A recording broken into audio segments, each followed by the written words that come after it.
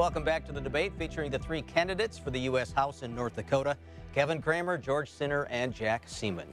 Given the continuing deficit in revenue to cover Social Security payments, should the government raise the income limit from $199,000 to $200,000 to help and avoid an upcoming financial crisis in funding retirement benefits? I believe it goes from $119,000 to $200,000. Kevin Cramer. I was going to say we need to tweak it just a little bit, maybe just a little more than that. Actually, that's a very thoughtful question because it comes with its own solution, and whether it's 119 to 200,000 or somewhere in between, the thoughtfulness of it really comes from the fact that we can do some little things today to make sure that the Social Security program is solvent for decades to come. The good news is we are a couple of decades off before it becomes insolvent. And so we have the luxury of time and the opportunity to make a small change today. And frankly, the change doesn't even have to occur today. The change can be 10 or 15 years out, but it has a dramatic improvement in the long run. That way we don't hurt current seniors or people who are near retirement, whose promise, the promise we made, we ought to live up to. They shouldn't be surprised by a change in the rules. And we can maybe do a couple other little things like some means testing as well. But little changes today make a big difference in the long run. Don't hurt any of our seniors that are currently relying on the program. Mr. Sinner. No, I am not in favor of the change that you propose, and I'll tell you why. I think what you're proposing is too dramatic. I think what we really need to do is grow the jobs in this country and come up with programs that will really grow the jobs.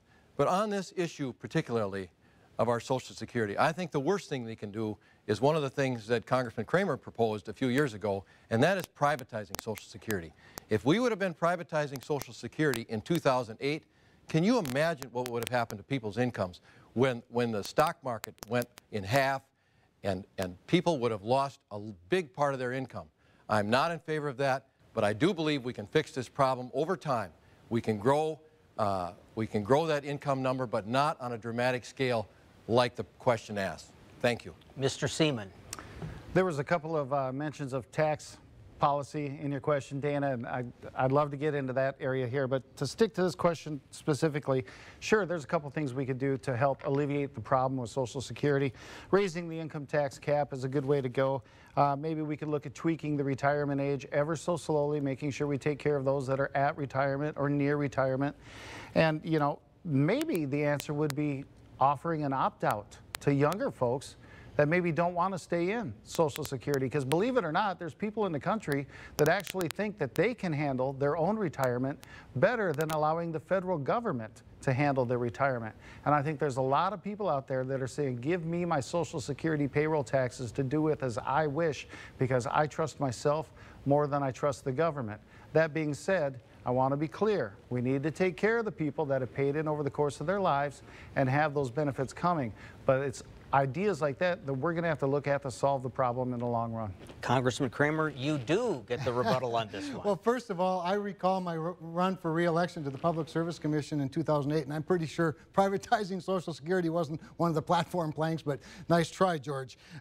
Yes, 119 to 199 or to 200,000 is too dramatic, but I think Jack spells it out quite nicely. I don't necessarily support an opt-out for young people, however, because the FICA tax is a tax, and the tax that a 25-year-old pays covers the costs of the current seniors. So the idea that it's a private investment funds is not quite accurate in terms of how you describe Social Security.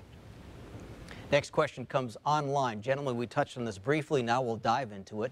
What is your position on transporting oil from North Dakota and Canada by pipeline? And are there any conditions you'd place on the route of such a pipeline?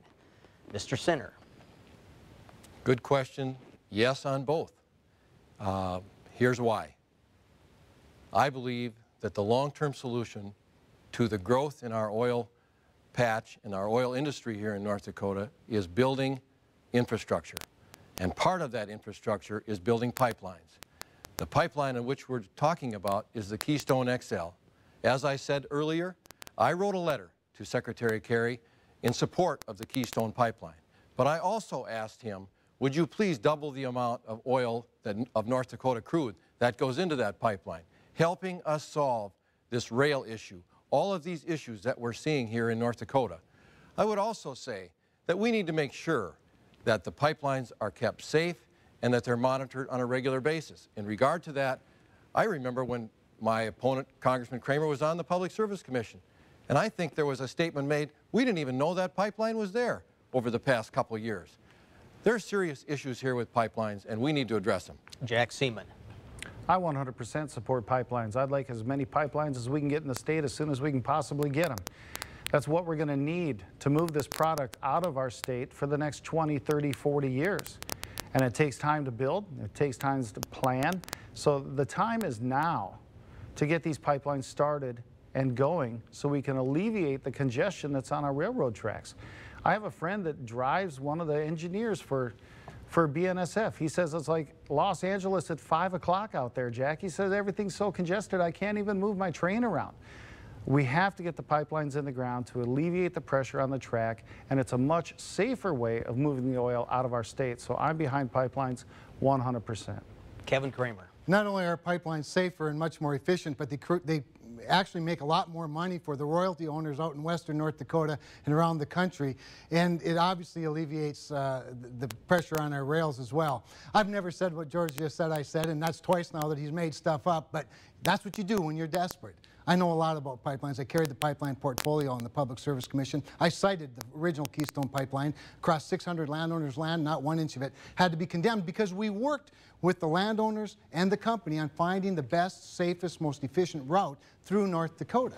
Not 1 inch had to be condemned. We have a lot of pipeline projects, much bigger than frankly, than the Keystone XL. The Sandpiper that Enbridge is doing. Enbridge, in fact, has grown its capacity from 80,000 to 500,000 barrels a day on its existing pipelines in North Dakota.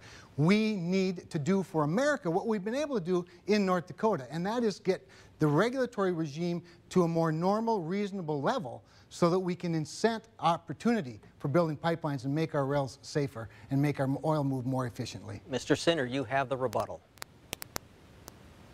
Well, on that matter, the Public Service Commission recently discovered they had a pipeline that had been in the ground for 2 years. I never said that Congressman Cramer said that. I said that there was a pipeline in the ground for 2 years that the Public Service didn't know about. He was sitting on the Public Service Commission from the 2 years when that pipeline went in the ground. That's a serious issue, folks, and we have to have our Public Service Commission and our congressional staff monitoring this to know what's going on. Another question tonight from a voter online. What do you think about money in partisan politics? Do you support the Citizens United decision that spending money is speech? Why or why not?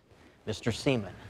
I was just having a conversation about this the other night, and you know, as a libertarian, it's a difficult question to answer because everybody thinks that you have to answer a certain way because of the political party that you come from, but sometimes you don't. And that's what's great about being a libertarian is you don't have to fall lockstep in party line.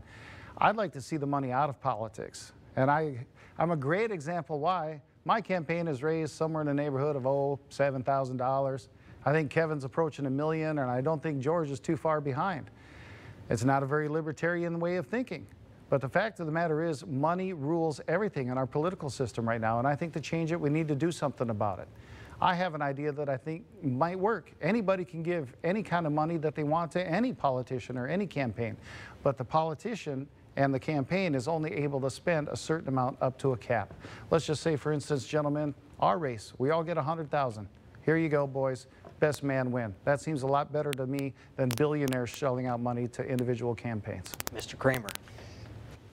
Well, that's an interesting concept, I have to say, and there's way too much money in politics, and frankly, one of the challenges that I see in it is that it's too much of a distraction even for the office holders. But I can tell you, I do believe contributing is a form of speech. I think the Constitution of the United States is rather clear about that, and the Supreme Court agrees with that. That said, the greatest backstop to corruption is full disclosure. That's where I think we've failed recently. We need to have laws that allow people to give to who they want to give to, but you ought to have to disclose that. Full transparency, that's the great backstop. If you were to put a cap on spending and all of us had the exact same amount of money, that'd be a great deal for me. I'd take that every time as the incumbent. But it's an unfair advantage to the incumbent because the incumbent has the name recognition, the opportunity to be on the radio and TV on a regular basis. I think that's unfair to the challengers and really violates the spirit of the people's house, especially the House of Representatives. George Sinner. Well, I believe the Citizens United case was a mistake, and here's why. I believe there is too much money in politics, and I believe also that corporations are not people. I do believe that people should be able to donate according to the laws of the nation. And doing so, we have limits. But with the Citizens United case, corporations can donate unlimited amounts to super PACs and private donations that are causing lots of problems and making our political system more corrupt. And I believe that Citizens United case will someday be changed with a good vote in Congress, which I will support. The rebuttal from Jack Seaman. You know, Dana, I think we covered the basis on that, and I'm loving the questions, so let's keep them going. Good to go. Still to come, what do we do with the federal deficit? And of course, funding the proposed Fargo-Moorhead diversion. Stay with us.